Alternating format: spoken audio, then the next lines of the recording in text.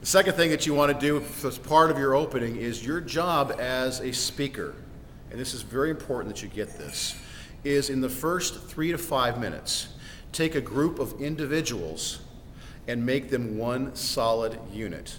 I'm going to say that again, I think it's very important.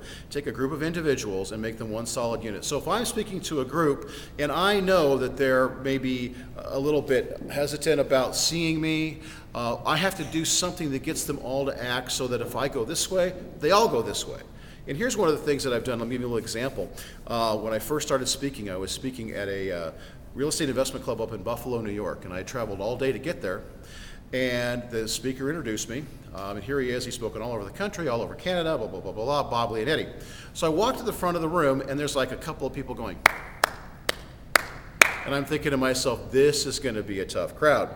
And what made it worse, it was very low ceilings. It was an old VFW hall, and there were big, huge round tables, and half the people in the room had their back to me. So I realized that I had to do something that A, got them engaged with me, and B, got them acting together as a unit. And so the first thing I did was I got up the front of the room, as I said, everybody please stand up. Now, if the people don't stand up, you can't take no for an answer. You have to walk over and maybe you joke, maybe you do this, but you have to command them and say, okay, no, this is the exercise portion of the class, please stand up. The worst thing you can do is give a command and not have it followed. So if 10 people out of 15 follow it, you've got to get the other 5 engaged. Oh, I'm sorry, is there something wrong with your leg? Stand up.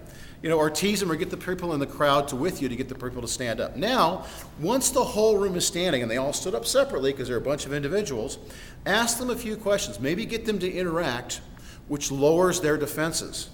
And now they're more receptive to you. So get them to interact, and you might just ask them a very simple question on interaction. You might say, what are 2 things you expect to get out of this evening? If you would please turn to your partner or introduce yourself to the person next to you and tell them 2 things you'd like to get out of tonight.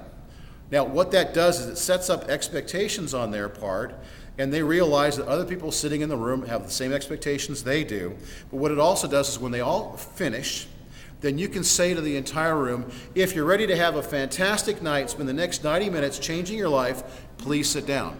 When they all sit down at the same time, now you know you've got a room.